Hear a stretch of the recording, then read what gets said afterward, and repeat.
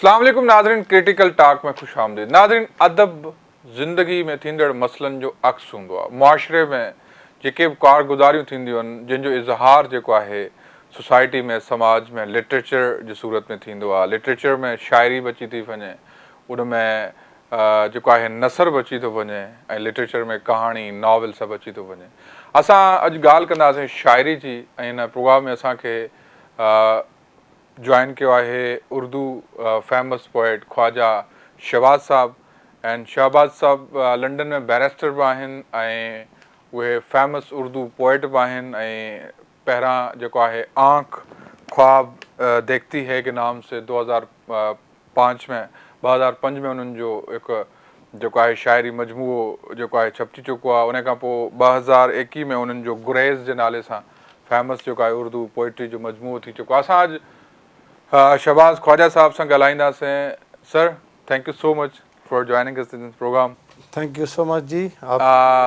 हमें ये बताएं कि उर्दू जो शायरी है उसकी इब्तिदा किन ज़बानों से शुरू हुई, क्योंकि उर्दू जो ज़ुबान है वो लश्करी ज़ुबान है। तो उर्दू का जो हम जो प्राइमरी जो दौर देखते हैं वो मुख्तलिफ़ ज़बानों से मिलके उर्दू शायरी का जो है वो ज़माना शुरू होता है। तो किस तरह से इसकी इब्तिदा बुनियादी तौर पर तो ऐसे लश्करी ज़ुबान भी इसे कहा जाता है। ख़ास तौर पे बरसगीर में आपको पता है कि इब्तिदा में फ़ारसी ज़ुबान का बहुत ज़्यादा सरकारी ज़ुबान भी थी, रुझान था। फिर मुख्तलिफ़ लश्कर जब आए मुग़लों के, उसमें बहुत मुख्तलिफ़ इलाक़ों से लोग शामिल हुए, तो वो मुख्तलिफ़ लोकल ज़ुबानों से मिल जुल के, जिसमें संस्कृत के अल्फाज भी हैं, गोजरी के भी, फिर तुर्की ज़बान के, फ़ारसी के, अरबी के, वो मिक्स होते हुए तो एक ऐसी ज़ुबान जिसे पहले रेख्ता कहा गया, गोजरी भी कहा गया, बाद में फिर से उर्दू ज़ुबान का जो है वो नाम दिया गया। तो ये इसी तरह मकामी लोगों से, मकामी ज़ुबानों से मिल के बनी हुई ज़ुबान है। यही वजह है कि इसमें अडॉप्टेबिलिटी बहुत ज़्यादा है और ये तसलसल आज तक जारी है। अच्छा, वैसे जब उर्दू शायरी की बात करते हैं तो हम गालिब और मीर तकी, मीर की अगर बात न करें तो वो उर्दू शायरी का जो है वो दौर मुकम्मल नहीं होता, लेकिन उनमें एक बुनियादी फ़िक्री फ़र्क नज़र आता है। एक मीर तकी मीर साहब और गालिब के बीच में आपको कौन सा फ़िक्री फ़र्क वाज़े नज़र आता है? देखिए, मीर की शायरी बुनियादी तौर पर दिल्ली के दबिस्तान की शायरी है। उसमें रोज़मर्रा का इस्तेमाल ज़्यादा है, मुकामी ज़ुबान, आसान ज़ुबान ज़्यादा इस्तेमाल की गई है। मीर को दर्द का शायर कहा जाता है बुनियादी तौर पे। गालिब के यहाँ क्योंकि फ़ारसी ज़ुबान, गालिब ख़ुद ये कहते थे कि मेरी शायरी अगर आपने देखनी है तो वो फ़ारसी शायरी देखें। तो फ़ारसी के साथ उनकी कनेक्टिविटी बहुत ज़्यादा थी। बेदिल का भी उन पर असर था। फ़ारसी ज़ुबान के बेशतर जो शोरा से वो इंस्पायर्ड थे। इसी वजह से उनकी शायरी में उर्दू में भी मुश्किल पसंदी नज़र आती है। बाज़ औक़ात तो लोगों ने, उस वक़्त के लोगों ने ये कहा भी, उनके दौर में तनकीद होती थी कि ये बहुत मुश्किल शायरी है, इसमें फ़ारसी का बहुत ज़्यादा गलबा है। बाद अज़ां फिर लोगों ने बताया कि फ़िक्री तौर पर वो शायरी अपने हम असरों से बहुत बुलंद सतह पर थी। तख़य्युल के एतबार से, फ़िक्री एतबार से उसकी इमेजरी बहुत बड़ी थी और मुआशरे के साथ कनेक्टिविटी उसकी बहुत ज़्यादा थी। तो ये है, मीर के यहाँ सादगी का एक पहलू है, दर्द का पहलू है। मीर बहुत आसानी से बहुत बड़ी बात कह जाते हैं और बहुत सादा मिसरों में, और वो मिसरे ज़बान ज़द आम भी हैं। आज तक वो एक मिसरा ही काफ़ी है किसी सूरत हाल को बयान करने के लिए। अच्छा, तो वैसे हम ख्वाजा साहब देखते हैं कि जो मुआशरे में, जैसे मैंने शुरू में बताया ना कि अदब is the reflection of all the happenings in the society, in any kind of the pen reflection, the unjust reflection, the societal। तो हम शुरू के, अगर एक ख्याल है मेरा कि अदब की जो उर्दू की जो शुरुआती शायरी है वो अदब बराए अदब है। जो अदब होता है वो अदब बराए समाज या अदब बराए जो वहाँ के जो समाजी जो हैपनिंग्स होती हैं उनके लिए आप क्या कहते हैं? जब फैज़ अहमद फैज़ से पहले अगर इकबाल की भी बात करते हैं, उस पर बाद में आएंगे, लेकिन अदब वैसे होना कैसा चाहिए? उर्दू के जो शुरुआती जो ज़माना है उसमें क्या अदब में कोई ऐसी माशरती अक्स कैसे नज़र आते हैं आपको? देखें, आम तौर पे जो शायर है, कोई भी आर्टिस्ट है, शायरी के अलावा आप देख लें, वो अपने ज़माने में जी रहा होता है। और जब ये कहा जाता है कि आर्टिस्ट जो है वो हसास है, इसका मतलब है कि वो तमाम जो फीलिंग्स हैं, جو اس کی پرسنل فیلنگز ہیں، اس کی کنیکٹیوٹی معاشرے کے ساتھ ہے، وہ محسوس کر رہا ہوتا ہے. پھر معاشرے میں جو کچھ ہو رہا ہوتا ہے یہ ہو ہی نہیں سکتا کہ حساس دل رکھنے والا کوئی انسان اس سے بالکل پہلو تہی اختیار کر لے اور اس کو علم بھی نہ ہو اس کا. تو شاعری کا ریلیونس تبھی ہے جب وہ اپنے عصری تقاضوں کے ساتھ جڑی ہوئی ہے. آج ہم اگر میر کی شاعری دیکھتے ہیں تو یہ شاعری نہیں ہوتی، یہ اس دور کی دستاویز ہے، یہ تاریخ ہے. اس شاعری سے آپ کو پتہ چلے گا کہ وہاں کے حالات کیا ہیں، نادر شاہ نے دلی کے ساتھ کیا کیا. میر کی شاعری سے آپ کو یہ پتہ چلے گا، غالب کی شاعری سے پتہ چلے گا، اسی طرح فیض کی شاعری سے آپ کو پتہ چلے گا کہ ہر شاعر اپنے معاشرے کا عکاس بھی ہوتا ہے، نباز بھی ہوتا ہے، اور ہسٹری بھی ایک جو ہے وہ ترتیب دے رہا ہوتا ہے. تو اسی طرح عرب شعراء کی طرف اگر آپ چلے جائیں تو آپ کو اس دور کا، عرب کا، اسلام سے پہلے کا دور کیا تھا، اس کے بعد کا دور کیا تھا، فارسی شعراء میں بھی تو یہ ساری ترتیب ایک تاریخی دستاویز کی حیثیت سے نظر آئے گی. تو اسی لیے اگر جو ادیب یا شاعر اپنے عصری مسائل سے آگاہ نہیں ہے، ان پہ اس کا جو ہے اس اظہار نہیں ہے، تو وہ irrelevant ہو جاتا ہے، پھر وہ تاریخ کی کسی اندھیرے میں گم ہو جاتا ہے.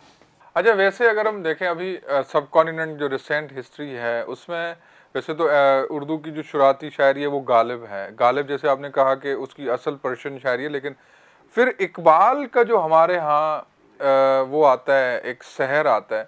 تو what the actually difference you find between the Iqbal and the Ghalib and in a sense of imagination and تخیل کے اس سے اسکیل کے حساب سے؟ یہ کیونکہ ادوار مختلف ہیں، غالب کا دور مختلف تھا، اقبال کے دور تک آتے آتے معاملات آپ کو پتہ ہے برطانوی حکومت یہاں پہ تھی، برطانوی سامراج تھا. ابتدائی طور پہ تو اقبال نے داغ کے انداز میں شاعری کا آغاز کیا. تیرے عشق کی انتہا چاہتا ہوں، میری سادگی دیکھ کیا چاہتا ہوں، یعنی ایک ان سے اصلاح بھی کسی حد تک لی. لیکن اس کے بعد فکری طور پر جب اقبال جو ہے وہ یورپ گئے تو وہاں جا کے انہوں نے جب یورپی جو انگریزی شاعری اور یورپ کی شاعری اور وہاں کا علوم کا مطالعہ کیا تو ان کے ہاں پھر ایک بالکل مختلف سیناریو آیا جس میں پہاڑ اور گلیری نظم، یعنی فطرت کے قریب چلے گئی ان کی شاعری. اس کے بعد جب انہوں نے فلسفے سے اور نفسیات سے جب ان کے معاملات ہوئے تو تیسرے دور کی شاعری وہ بالکل مختلف ہے، وہ انسانی زندگی سے، جد و جہد سے عبارت ہے. اور اس میں ان کا پیغام یہ ہے کہ انسان جب تک ایکٹیو ہے، زندگی ہے تو انسان کو ایکٹیو ہونا ہے، اور یہ کشمکش اور جد و جہد جو ہے یہ انسانی زندگی کا بنیادی عنصر ہے. یہ ختم ہو گیا تو سانسیں چلتے ہوئے بھی انسان جو ہے وہ زندہ نہیں. آپ کو یہ نہیں لگتا کہ یہ جو تیسرا دور بتا رہے ہیں یہ خلافت موومنٹ کا زمانہ ہے؟ بالکل، اس میں عصری جو عصری معاملات تھے، گلوبل جو گلوبل سچویشن تھے، اوٹامن امپائر کا فال ہو رہا ہے، یہاں سے ایک جو اقبال کے ایک نیا دور شروع ایک نیا دور شروع ہوتا ہے. پھر اقبال جو ہے یہاں جب واپسی آتا ہے 1920 پین اسلامزم کی طرف بھی گئے، کیونکہ وہ جمال الدین افغانی سے بھی کافی متاثر تھے، اور ان کا یہ رجحان جو ہے مذہب کی طرف بھی گیا، بہت زیادہ ہوا. اس کے علاوہ انقلاب کی طرف بھی گیا، پسے ہوئے جو معاشرتی طبقے تھے ان کے آواز بھی وہ بنے. تو اس میں بہت زیادہ اسی دور کی شاعری جو ہے کو عام طور پر اقبال کی بڑی شاعری تصور کیا جاتا ہے. ہاں، تو اس میں کیونکہ جب وہ اقبال ہے، جب وہ آگے جا کے مسلم لیگ کے معاملات میں پھر پارٹیسپیٹ کرتا ہے، الہ آباد میں آتا ہے 1930 کے، اس کے جو ہے اس کا جو خیالات ہیں وہ ہمیں وہ ظاہر ہوتے ہیں 1930 والے نومبر والے کتاب میں. تو اب یہاں سے ہوتی ہے connectivity between the poet and the society. یہ اقبال کا ہمارے یہاں اچھا مثال ہے. پھر ہم آگے بعد میں آتے ہیں دور میں. تو آپ کے سمجھ میں جو اقبال کی اپنی ایک پولیٹیکل جو ٹلٹ تھا، یا اس ٹائم وہ اپنے مسلمان جو کمیونٹی تھی اس کو کس نظر سے دیکھ رہے تھے، یا اقبال کا جو وہ تھا آئیڈیا تھا پارٹیشن کا، وہ کیا تھا؟ بنیادی طور پہ جو ان کا خطبہ الہ آباد ہے 1930 کا، اس میں تو بنیادی طور پہ وہ کوئی الگ کسی اس طرح کا وطن کا، وہ تو ایک چاہ رہے تھے کہ کچھ علاقے جہاں مسلمان اکثریت میں ہیں وہاں پہ ایک ان کی اتھارٹی دے دی جائے، ان کو حکومت دے دی جائے اس میں. اور لیکن اس دور میں آپ کو پتہ ہے اس کی ریبٹل آ گیا بہت سختی سے، کیونکہ کانگریس کا رویہ سخت سے سخت تر ہوتا جا رہا تھا.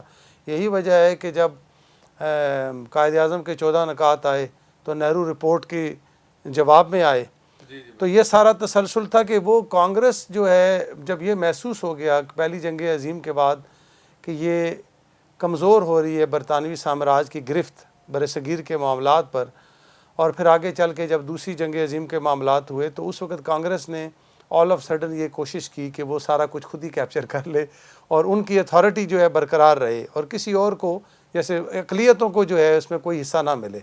وہاں پھر یہ سوچ تبدیل ہوتی گئی، حتیٰ کہ قرارداد لاہور بھی 1940 کا اس کا نام قرارداد لاہور تھا، بعد میں اس کا نام قرارداد پاکستان رکھا۔ اچھا پھر ہم وہی ہے شاعری کے حساب سے اب دیکھتے ہیں کہ فیض امن کا فیض کا دور شروع ہوتا ہے، تو فیض کے جو ابتدائی ادوار ہیں اس میں تو وہ رومانوی طریقے سے دیکھتے ہیں۔ فیض نے ابتدائی چند نظموں کے بعد ہی نا اپنا بالکل رخ تبدیل کر لیا تھا، وہ کیونکہ برصغیر میں بہت بڑی تبدیلی کا ایک دور تھا نا سیاسی اعتبار سے بھی، تو ترقی پسند تحریک جب آئی تو اس میں یہی تھا کہ محروم طبقوں کے ساتھ کھڑے ہونا، مظلوم طبقوں کی آواز بننا اور اسٹیٹس کو توڑنا، استحصالی نظام کو توڑنا۔ تو فیض نے بھی اس کے سائے میں آغاز کیا، ان کے ساتھ بہت سے اور لوگوں نے جیسے جانثار اختر ہیں یا اور سجاد ظہیر ہیں، لیکن فیض صاحب کی ہاں میں سمجھتا ہوں کامیابی کی وجہ شاعری میں ایک یہ ہے کہ انہوں نے جمالیات کا دامن ہاتھ سے نہیں چھوڑا۔ فیض صاحب جب کہتے ہیں نا کہ انہوں نے زندان کا تصور ایسا کر دیا کہ قید ہونے کا جی چاہتا ہے، یعنی انہوں نے ایک ایسا سلسلہ ایک ایسی رومانویت بھر دی کہ آپ دیکھیں اسٹرگل کو بھی انہوں نے رومانٹیسائز کر دیا۔ عام طور پہ جو سخت سے سخت جو قید و بند تھی صعوبتیں تھیں، فیض صاحب نے اسے کہا جی درے قفس پہ اندھیرے کی مہر لگتی ہے تو فیض دل میں ستارے اترنے لگتے ہیں، تمہاری یاد کے جب زخم بھرنے لگتے ہیں کسی بہانے تمہیں یاد کرنے لگتے ہیں۔ تو فیض صاحب نے اس کو آج بازار میں پابا جولا چلو مست و رقصاں چلو، انہوں نے اس کو اتنا رومانٹیسائز جمالیاتی جو شاعری کا ٹریٹمنٹ تھا نا اس کو کسی صورت بھی انہوں نے ہٹنے نہیں دیا، اسی لیے ان کی بات تلخ نہیں ہوئی۔ رومانویت انہوں نے سیاست کو بھی رومانیت بخشی اور کشمکش اور جدوجہد کو بھی اتنا رومانٹیسائز کیا کہ ہر شخص نے اسے قبول کیا۔ اچھا فیض امن فیض کے بعد جو ہمارے اس میں آتے ہیں، یہ پاکستانی ادوار میں آپ کے اس پیرالل دور میں آپ کے نظر میں کون سے بڑے شاعر تھے فیض امن؟ دیکھیں فیض صاحب کے ساتھ جو ان کے ہمسروں اس کے بعد کے لوگوں میں منیر نیازی، دیکھیں بعض اوقات لہجہ جو ہوتا ہے وہ اتنا بڑی دیر کر دیتا ہے۔ ہاں جی، منیر نیازی نے کہا نا میری ساری زندگی کو بے ثمر اس نے کیا، عمر میری تھی مگر اس کو بسر اس نے کیا، یہ پورا اسی استحصالی نظام کے، اور شہر کو برباد کر کے رکھ دیا اس نے منیر، شہر پر یہ ظلم میرے نام پر اس نے کیا۔ تو یہ بھی ایک بیسیکلی جو ہمارے جو حکمران طبقہ تھا اس پہ ایک گہری طنز تھی۔ اس کے علاوہ جو آوازیں وہاں اور اٹھی ہیں، بے شمار نام ہیں اب شاعروں میں جو کم عرصے تک رہے، شکیب جلالی ہے، ان کے ہاں بہت شعر میں انہوں نے ایک نیا ٹرینڈ سیٹ کیا، شاعری کا ایک بالکل نیا رخ انہوں نے دیا۔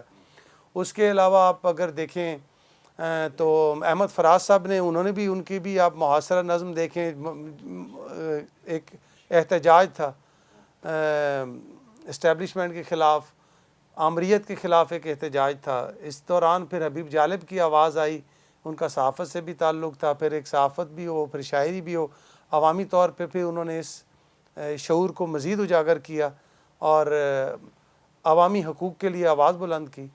تو یہ سلسلہ آپ کے نظر میں جو ادبی حوالے سے اگر دیکھا جائے تو فیض امن فیض کا جو بڑا ادبی کارنامہ کیا ہے؟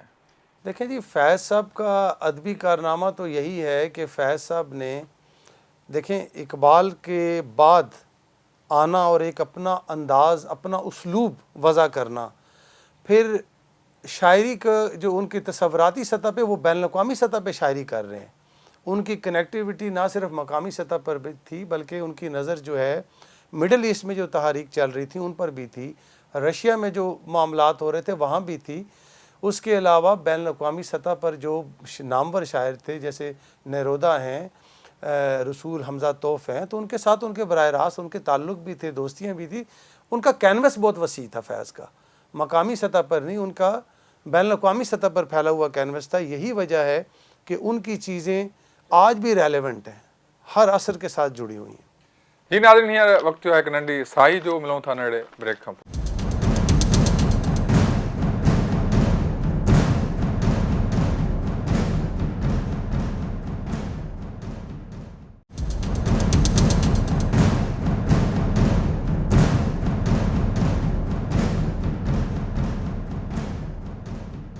वेलकम बैक नाजरीन।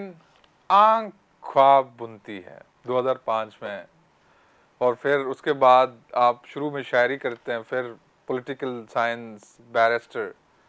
ये आपका जो इब्तदाई दौर है शायरी का, what was the inspiration behind?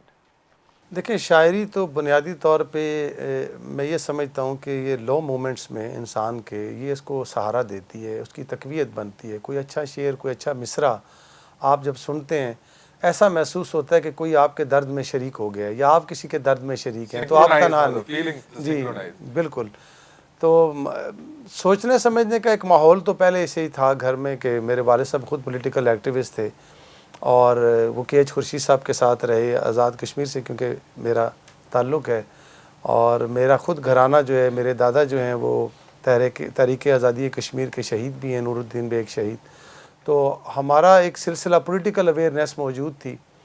दूसरी ये है कि मैं ख़ुद चूँकि मैं मिडिल क्लास से ताल्लुक़ रखता हूँ और उसमें आपको पता है महरूमियाँ होती हैं हर तरफ माशरे की, तो बाज़ औक़ात ज़्यादा सेंसिटिव बंदा हो तो उसको ज़्यादा चीज़ें ज़्यादा क्लियर नज़र आती हैं।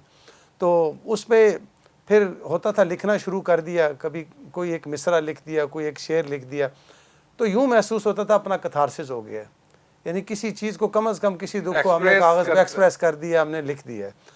तो बाद में ऐसा महसूस हुआ, कुछ दोस्तों को जब सुनाना शुरू किया तो उन्हें भी ऐसा लगा कि ये हमारे साथ भी कनेक्ट हो रही है ये चीज़।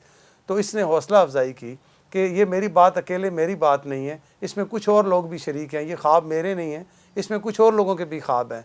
तो वो आहिस्ता आहिस्ता सिलसिला जुड़ाव शुरू हुआ, थोड़ा सा फैलाव इसका आया, तो फिर बस लिखते रहे, हौसला अफजाई होती रही। अच्छा, आंख ख्वाब बुनती है, जिस तरह से आप एक वो है कि तख़य्युल का ही सेंस है कि वो ख्वाब, वो एक ज़िंदगी के हवाले से ऐसा साथ, तो कुछ कोई ऐसा कोई टुकड़ा इस मजमूए से अगर आपको याद हो कोई जन?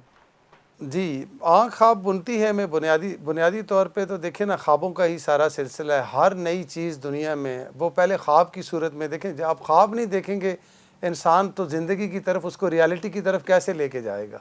पहले नक्शा एक आपके जहन में बनता है, उसके बाद आगे उसको आप तामीर तक लेके जाते हैं। तो इसमें काफ़ी, क्योंकि ये दौर मेरा चूँकि कॉलेज लाइफ का दौर था, इसमें कशमकश नाम की नज़म भी है, नज़िया ज़रूरत भी है, लेकिन इसमें ज़्यादा रोमांटिक चूँकि वो एक दौर था। एक इसकी गज़ल काफ़ी ज़्यादा उन दिनों चली कि ये अकेलेपन की उदासियाँ, ये फ़िराक लम्हे अज़ाब से, कभी दश्ते दिल पे भी आ रुकें तेरी चाहतों के सहाब से, तेरी चाहतों के साथ मैं हूँ तुझको जान से अजीज़ तर, मैं ये कैसे मान लूँ अजनबी, तेरी बात लगती है वहम सी, तेरे लफ्ज़ लगते हैं ख्वाब से, ये जो मेरा रंग है रूप है यूं ही बेसबब नहीं दोस्तों, मेरे खुशबुओं से हैं सिलसिले, मेरी निस्बतें हैं गुलाब से, उसे जीतना है तो हम नशी यूं ही गुफ्तगू से ना काम ले, कोई चांद लागे जबीं पे रख ला गोहर कोई तहे आप से। तो ये उस वक़्त का एक रोमांटिसाइज सा एक माहौल होता था और उसमें लिखते थे। बीच में कभी कभी कोई जो है वो इनकलाबी नज़म भी, सोच भी आती थी, जैसे कशमकश के नाम से। वो आपने खुद बताया कि जो नजरिया ज़रूरत वाली जी अजब तर्ज़े, मैं उसमें मुझे याद नहीं होगी, शायद मुझे फिर निकालना नहीं, वो उसका सिर्फ टाइमलीनेस में देख रहा हूँ कि आप वो तब जी उस वक़्त, हाँ, वो एक माशाल्लाह का एक दौर था, तो उस पे हम नज़रिया ज़रूरत पे, क्योंकि अदालत ने जब एक दे दिया इख्तियार के 3 साल तक आप आइन को जो मर्ज़ी है करें, तो मैं कानून का तालिब इल्म था उस वक़्त, फर्स्ट ईयर का, तो मुझे ये बहुत ज़्यादा अजीब व गरीब बात लगी कि हाईएस्ट कोर्ट से ये सिलसिला, तो नज़रिया ज़रूरत फिर डॉक्ट्रिन ऑफ नेसेसिटी जो हमारे प्रोविजनल आर्डर के ज़माना, ये CPO वाला, तो उस पे ये था कि अजब तर्ज़ तगाफुल है, और जहाँ भी दिन की दस्तावेज़ को का इनकार करना हो, जहाँ भी शब के आईने सितम को तूल देना हो, हमारे मुनसिफ़ों के पास एक मोहरे ज़रूरत है जिसे वो कौम के माथे पे अक्सर दाग देते हैं। तो ये एक उसके कुछ टुकड़ा, ये मोहरे ज़रूरत, मतलब ये तो आप देख रहे हैं, इट्स अ हिस्ट्री। एंड लेकिन आगे हम चलते हैं, फिर ये गुरेज और आपके इस कलेक्शन में it's kind of around I think 16 years. ہاں جی، بس اس کے بعد ایسا ہوا کہ تمام موقع ملا سینئر شعراء کے ساتھ بیٹھنے کا، جیسے فراز صاحب ہیں، افتخار عارف ہیں، ساقی فاروقی ہیں، ان کے ساتھ حلیم قریشی ہیں. تو اس کے بعد یہ پتہ لگا کہ ادب جو ہے یہ ایک صرف مشغلہ نہیں ہے، یہ ایک ذمہ داری بھی ہے، اور اس کو بہت ذمہ داری سے لے کے چلنا ہوتا ہے. کیونکہ اس میں دیکھیں کتنا عرصہ ہو گیا لوگ لکھ رہے ہیں. میں کبھی سوچتا ہوں لکھنؤ کی تہذیب میں، دلی کی تہذیب میں ایک گھرانے میں سارے ہی شاعر ہوتے تھے، لیکن یاد لوگ انہی کو کرتے ہیں جو ریلیونٹ ہیں، جنہوں نے اپنے معاشرے کا کوئی دکھ لکھا ہے، کوئی اپنی عصری حقیقتیں لکھی ہیں، تو اس کو آگے بڑھایا ہے پھر. اور گریز بہت سوچ سوچ کے قدم قدم، یعنی اس میں نے بہت یہ نہیں کیا کہ بہت زیادہ اس کو جو ہے روزانہ کی بنیاد پہ لکھا جائے. بس اس کو کوئی شعری تجربہ بنا ہے تو تبھی اس کو لکھا ہے، تو بس اس لیے گیپ اس میں ہے. اچھا، پھر آپ کی اپنی زندگی کی مصروفیات اور اس طرح کی جی، باقی چیزیں مصروفیت بھی؟ بھی اوبیسلی میں قانون کے شعبے سے کیونکہ وابستہ ہوں، اس کی اپنا ایک مزاج ہے، شاعری کا ایک اپنا مزاج ہے. پھر بیرون ملک ہونے سے یہ بھی ہوتا ہے کہ بعض اوقات وہ فضا بھی آپ کو میسر نہیں ہوتی جس میں اردو کا ماحول اور اپنا وہ دوست اور وہ ایک ہے. کسی حد تک کنیکٹیوٹی رکھی ہے مرکزی دھارے سے پاکستان میں، لیکن وہ مکمل ماحول میسر نہیں ہوتا. اچھا، ویسے آج ہم دیکھ رہے ہیں کہ پاکستان میں جو ریلیونس کی بات کی، جیسے آپ احمد فراد کی بھی بات کر رہے تھے، وہ بھی آپ کی اس سے ہیں شامل، یا ایون باقی جو ہمارے کچھ مزاحمتی ہاں مزاحمتی پاکستان میں ابھی جو آپ کیسا دیکھ رہے ہیں جو شاعری ہے، مزاحمتی شاعری اور ان کا ریلیونس؟ اچھا لکھ رہے ہیں نوجوان جو ہیں، ینگ آنے والے بھی بہت اچھا لکھ رہے ہیں، مزاحمت پہ بھی لکھا جا رہا ہے. میرا صرف اعتراض یہ ہوتا ہے جو مزاحمتی شاعری میں عام طور پہ جب آپ شاعری کہتے ہیں تو وہ کیونکہ ادب کا ادب پا رہا ہے، تو اس کو ادب کے اعلیٰ ادب کے معیار پر بھی پورا اترنا چاہیے. کیونکہ بعض اوقات مزاحمت کے نام پہ پھکڑ پن کا مظاہرہ کیا جائے یا براہ راست کوئی سٹیٹمنٹس دی جائیں، وہ شاعری نہیں ہے. کیونکہ اگر آپ نے سٹیٹمنٹس ہی دینی ہے تو اس کے لیے تو صحافت بھی دیکھیں نا، صحافت بھی تو موجود ہے نا، اخبار بھی ہیں، بیان تو وہاں بھی چلتے ہیں. تو شاعری کو جو ہے وہ اس میں تہداری ہونی چاہیے، بیلنس ہونا چاہیے. تہداری بھی ہونی چاہیے، اس میں کئی پرتیں ہونی چاہیے. ابھی جو کہرا پن ہے، میں نے دیکھا ہے کہ اکثر جو نوجوان ہیں نا، ان کے یہاں یک پرتی ایک پرت کی شاعری ہے، اور وہ ایک سٹیٹمنٹ کی صورت اختیار کر لیتی ہے، تو وہ سننے والے کو کچھ سوچنے پہ، اس کی گہرائی میں اترنے پہ مجبور نہیں کرتی. تو یہ پہلو جو ہے اس کا بھی خیال رکھنا ضروری. اچھا، وہاں پہ جو ہے نا، میں ایک وہ اس پہ سوال پہ آ جاؤں کہ یہ ایک ہمارے ہاں جو آج کل سوشل میڈیا کا جو زمانہ ہے، یا ایون آل راؤنڈ جو پرسیپشن میکنگ جو نوجوانوں کے ذہنوں پہ اثر ہے، یا ایون جو یہاں پولیٹیکل سچویشن ہے پاکستان میں، کیا آپ کو نہیں لگتا کہ اس چیز کا اثر ہے اس پہ؟ دیکھیں ہوتا کیا ہے، سوشل میڈیا جو ہے اس میں کوئی فلٹر تو ہے نہیں ہے، تو جس کی جو سوچ ہے as it is raw material ہے، جس نے جو کہا اس پہ لوگوں کو پھر پھنس بھی جاتے ہیں کہ کیونکہ ریفائنڈ نہیں ہے، کوئی اس میں ایڈیٹوریل نہیں ہے، تو وہ اسٹریٹ اوے کوئی بات. اس طرح شاعری میں بھی ہے. احتیاط یہ کرنی چاہیے کہ جب تک آپ کسی تربیت کے زیر اثر نہیں ہیں یا آپ کا اپنا مطالعہ نہیں ہے تو آپ کسی غلط روک میں بہہ بھی سکتے ہیں. کیونکہ انفارمیشن اور ڈس انفارمیشن بلکہ میں کہوں گا وہ زیادہ ہے، اور ہر ایک اپنا سچ لے کے پھر رہا ہے، تو اس میں بہت ہی مشکل کام ہے. یہ ایسے ہی ہے جیسے بھوسے میں سے سوئی تلاش کرنی ہے کہ سچ کیا ہے، تو اس کے لیے خود محنت کرنی پڑے گی. ورنہ یہ لکھی ہوئی چیز کو آگے کسی کی فارورڈ کر لینا، اس کو ری ٹویٹ کر دینا یا شیئر کر دینا، تو یہ سچ نہیں ہے. بعض اوقات آپ کسی غلط مہم کا حصہ بھی بن سکتے. اچھا، ویسے آپ ابھی جو ہے یو لیونگ ان یو کے، اینڈ دین وہاں پہ جو آپ کا جو حلقہ ہے وہاں پہ، کیونکہ پاکستانی بہت سارے شاعر بھی رہ رہے ہیں، اس کے حوالے سے بھی ہمیں بتائیں کہ کون سا اب وہاں جو ہے نا اس طرح سے، اور دوسرا وہاں پہ کس طرح کا ادب ہے، کس طرح کی شاعری جو ہے نا؟ اردو شاعری کی میں بات کروں گا. برطانیہ میں ایک وقت ایسا تھا جب یہاں فیض صاحب بھی رہے، اس وقت زارا نگاہ تھیں، افتخار عارف تھے، عبداللہ حسین تھے، مشتاق احمد یوسفی تھے، تو یہ لوگ تھے. ایک الگ کہکشاں تھی. فراز صاحب بھی سیلف ایگزائل میں وہاں پہ رہے، احمد فراز صاحب. تو اس وقت کا دور اور تھا. پھر ڈکلائن آیا کہ کچھ بزرگ چلے گئے، کچھ واپس یہاں پہ آ گئے. اب سلسلہ یہ ہے کہ وہاں کے جو بچے ہیں پاکستانی کمیونٹی کے، وہ تو اردو نہیں جانتے، سمجھ سکتے ہیں کسی حد تک، بول سکتے ہیں، پڑھ نہیں سکتے. تو اس لیے وہاں تو کوئی نیا سلسلہ تخلیق نہیں ہوتا. ہم لوگ جو شاعری کریں ہم بھی یہاں سے گئے ہیں. اس کے علاوہ جو نوجوان وہاں پہ حلقے میں موجود ہیں وہ بھی یہاں سے بطور طالب علم جاتے ہیں. ان کا جو ذوق ہے وہ پاکستان میں ہی ترتیب پاتا ہے اور یہیں سے کنیکٹیوٹی ان کی ہوتی ہے. تو میں یہ سمجھوں گا کہ وہاں کچھ لوگ کام کر رہے ہیں جس میں اکرم قائم خانی ہیں, وہ اردو کے حوالے سے سنجیدہ کام کر رہے ہیں. اور اس کے علاوہ چھوٹی چھوٹی تنظیمیں ہیں لیکن ان کو کوئی براہ راست مرکزی دھارے میں جو کام ہو رہا ہے اس کے ساتھ کنیکٹیوٹی نہیں ہے, تو وہ اپنا ایک شوق پورا کر رہے ہیں بس. ویسے اگر ابھی آپ کو ویسا میں آپ کا پرسیپشن پوچھ رہا ہوں کہ do you think that the youngsters are getting apart from the poetry and the intellectual جو ایک رومانس ہوتا ہے اس سے سوشل میڈیا کی وجہ سے یا شارٹ اسپین آف اٹینشن کی وجہ سے دور نہیں ہوتے جا رہے ہمارے ینگسٹرس؟ دیکھیں یہ تو ایک اوورآل مزاج ہے کہ اب کوئی بھی چیز ہے اس میں اختصار کا پہلو جو ہے نا وہ نمایاں ہونا چاہیے. اختصار نہیں ہے. اگر آپ ابھی شعری مجموعے بھی, میں یہ دیکھ رہا تھا 140 صفحے کی کتاب اگر آ جاتی ہے تو ہم اسے, میری اپنا شعری مجموعہ تقریباً 140-45 صفحے کا ہے, حالانکہ 16 برس کی شاعری. کیونکہ ٹائم جو ہے نا یہ واقعی ایک یلغار ہے, میڈیا کی یلغار ہے. تو اب کلپس پہ بات آ جاتی ہے. آپ کو پتہ ہے ویڈیو بھی نہیں دیکھی جاتی, ویژولز کیونکہ ویژولز ہیں. لوگ جو ہے نا فوری طور پہ اٹینشن سپین کم ہو گیا ہے. تو اس میں ہمارے بلکہ دوست بھی ہیں, ناول نگار بھی ہیں. وہ ناول بھی ابھی میری ان سے بات ہو رہی تھی, اختر رضا سلیمی, وہ کہنے لگے کہ ناول بھی میری کوشش ہے کہ 200-250 صفحے کا ناول ہو.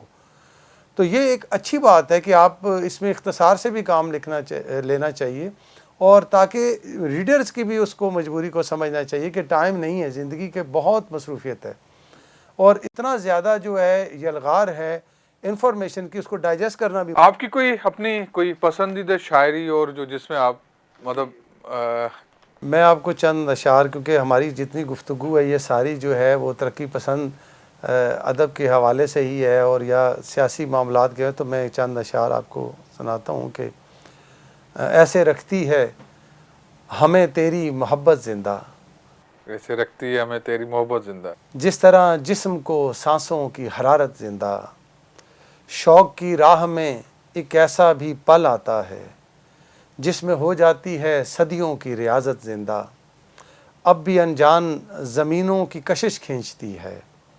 ہجرت کے حوالے سے کہ اب بھی انجان زمینوں کی کشش کھینچتی ہے, اب بھی شاید ہے لہو میں کہیں ہجرت زندہ, طاعت جبر بہت عام ہوئی جاتی تھی, ایک انکار نے کی رسم بغاوت زندہ, اور ہم تو مر کر بھی نہ باطل کو سلامی دیں گے, کیسے ممکن ہے کہ کر لیں تیری بیعت زندہ, ہم میں سکرات تو کوئی نہیں پھر بھی شہباز, زہر پی لیتے ہیں رکھتے ہیں روایت زندہ, ہمیں رکھتی ہے تیری محبت ایسے رکھتی ہے ہمیں تیری محبت زندہ, جس طرح جسم کو سانسوں. اچھا ویسے شروع میں جیسے ہر شاعر کے پیچھے ایک رومانوی داستان ہوتا ہے, کوئی محبت ہوئی آپ کو کوئی؟ دیکھیں محبت تو میرا جو پہلا معاملہ تھا وہ غم دنیا سے ہی مجھے ہوا, کہ میں نے بتایا کہ ابتدائی جو عصری مسائل تھے, پھر محبت ہوئی اور محبت میں تکمیل بھی ہوئی.